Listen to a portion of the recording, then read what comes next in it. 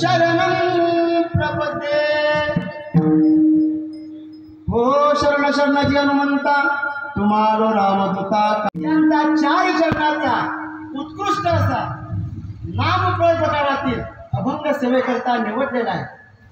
या अभंगामध्ये तुकोबाराय सांगतायत, काय सांगतायत तुकोबाराय, हे भगवंताचं नाव घेतल्यानंतर काय होईल तुकोबाराय सांगताय। आपण हरिकथा करतोय, त्या हरिकथा ऐकल्यानं समाधान प्राप्त होईल। तुकोबाराया नामघोष केल्यानं समाधान तर प्राप्त होते महाराज, पण दुसरा जो काय प्राप्त होते, सर्व सुखल्यालो जीवनात सर्व सुख प्राप्त। पण जोपर्यंत त्या लाकडाला चेतवल्या जात नाही तोपर्यंत त्या लाकडाला त्याचा गुणधर्म कळत नाही। कळतो का? त्याला अग्नी दिल्यानंतरच त्याचा प्रचंड असा अग्नी निर्माण होतो, त्याला कळतं की माझ्यामध्ये अग्नी आहे। तोपर्यंत भगवंत काही प्रज्वलित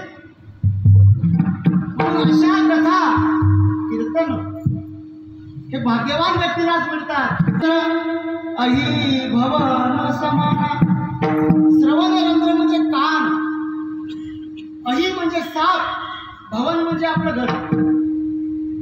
त्या सापाच्या बिळाप्रमाणे आपले कान आहेत, म्हणून हरिकथा श्रवण करणं अनिवार्य आहे। कारण जगाला, या जीवाला या जगातून उद्धरून जायचं आहे आणि परमात्म्याच्या चरणाशी जायचं आहे। मूर्ती जैसी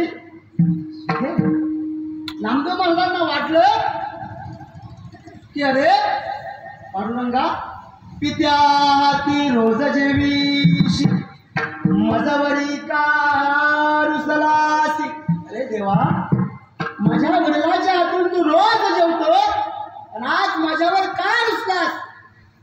माझ्या हातून सुद्धा जेव देवा, मी का जेवी जेवी